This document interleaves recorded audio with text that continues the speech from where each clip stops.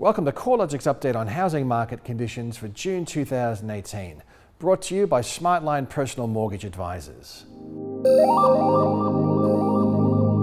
This month we'll be focusing on how the housing market has tracked through to the end of May, as well as taking a look at the factors that are placing some downwards pressure on housing market activity and dwelling values. Australian dwelling values slipped 0.1% lower in May, taking the annual change at negative 0.4% into negative territory for the first time since October 2012.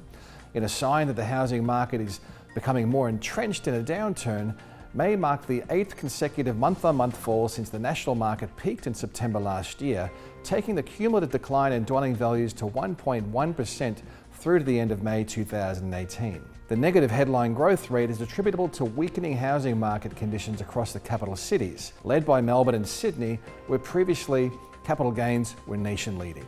Sydney and Melbourne comprise approximately 60% of Australia's housing market by value and about 40% by number, so the performance of these two cities has a larger effect on the headline market performance. With housing affordability remaining a challenge in the larger cities, demand is naturally transitioning to the medium and high density sector, where the market entry point is typically more affordable and housing stock is often more strategically located along the transport spines and close to major working nodes. This broader demand base has seen unit markets in Sydney and Melbourne outperforming the detached housing sector, despite the significant number of units that have been built over the recent years. Most other cities, where affordability constraints aren't as pressing, continue to see house values outperform the unit sector. The combined regional markets have helped to offset a broader decline, with dwelling values consistently rising outside of the capital cities, albeit at a much lower pace relative to the growth seen in Sydney and Melbourne over the previous growth phase.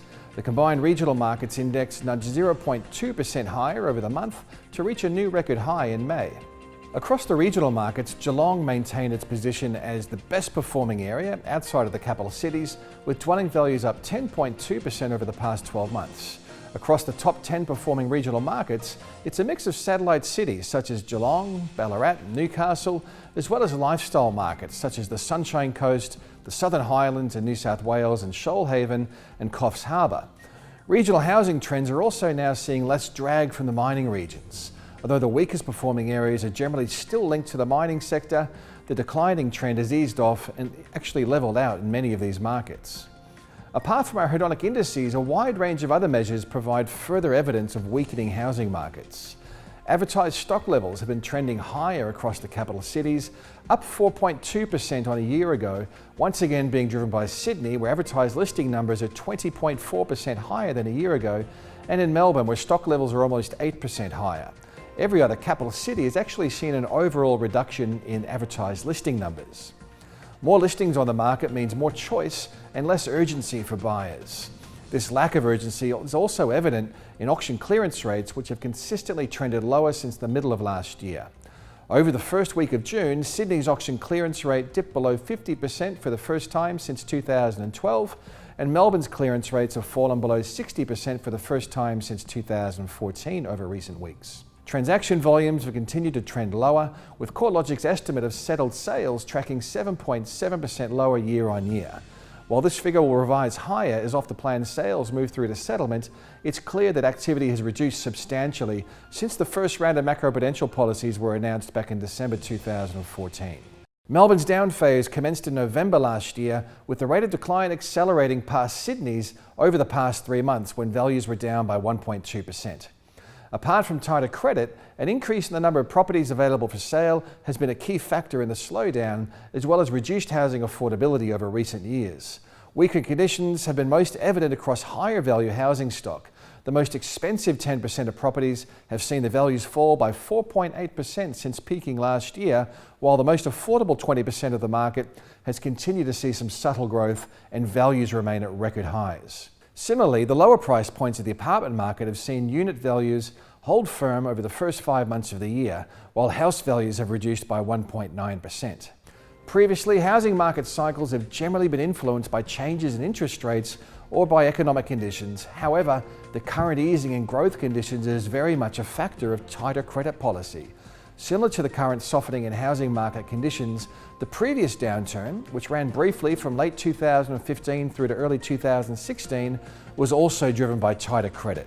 It lasted for only 5 months nationally, with values falling by slightly less than 1% before surging higher again on the back of 2 25 basis point cash rate cuts and a rebound in housing credit growth. Investors have been most heavily affected by changes in credit availability. Investment credit growth is tracking at just 2.3% per annum compared with owner-occupiers, where credit growth is at 8.1% per annum. The concentration of investment activity has been heavily skewed towards Sydney and Melbourne, and it's in these cities where market demand has fallen the most. Subsequently, both cities have experienced more substantial declines in property values. While the drop of the investor market has been partially offset by an upswing in first home buyers, we're already starting to see tentative signs that the stimulus of stamp duty concessions in New South Wales and Victoria is starting to wear off. First home buyer activity actually peaked in November last year. Furthermore, despite the fall in investor demand and the lift in first home buyer demand, the value of housing finance commitments to investors remains well in excess of value to first home buyers. With finance restrictions likely to remain tight, despite the 10% growth cap on investment lending being lifted next month, the chances of a rebound in the housing market over the coming months is unlikely. Investors are still facing a premium on their mortgage rates of approximately 60 basis points, more if they're not paying down their principal. Add to that the fact that lenders have intensified scrutiny around a borrower's expenses and are now less willing to originate loans on interest-only terms. Additionally, the prudential regulator, APRA, has advised banks to rein in lending on high debt-to-income ratios, which will more adversely affect the Sydney and Melbourne markets, where housing is overall much more expensive than in other parts of the country. Lenders remain very much focused on keeping high loan-to-valuation ratios at low proportions of total lending, with the latest data indicating only 20.8% of new loans had a deposit of less than 20%. While credit availability is arguably the major driver of the housing market slowdown, housing affordability is another important consideration, particularly in Sydney and Melbourne, where the dwelling price to income ratio is 9.3 and 8.0 respectively, substantially higher than the other capitals. With dwelling values so high relative to household incomes and little in the way of income growth, saving for a deposit and funding high transactional costs are likely to be more challenging than actually servicing a mortgage for many prospective buyers. Although the exuberance has left the housing market and conditions have been dampened, it's clear that values aren't falling off a cliff. Low mortgage rates are likely to persist for some time yet, and we're still seeing high migration rates supporting housing demand. Although lower dwelling values will erode household wealth to some extent, falling home values will help to ease the affordability burden that's plagued the previously hot markets of Sydney and Melbourne. While housing credit growth has slowed, the trends remain very much positive, especially for owner-occupiers, where housing credit is up by 8% over the past year. Although the outlook for housing markets remain one where the headline trends are likely to remain negative, we certainly don't see dwelling values falling significantly. With the market changing so rapidly, it's important to keep up to date with the latest trends, facts and figures. The most up-to-date and comprehensive research can be found at the CoreLogic website at www.corelogic.com.au.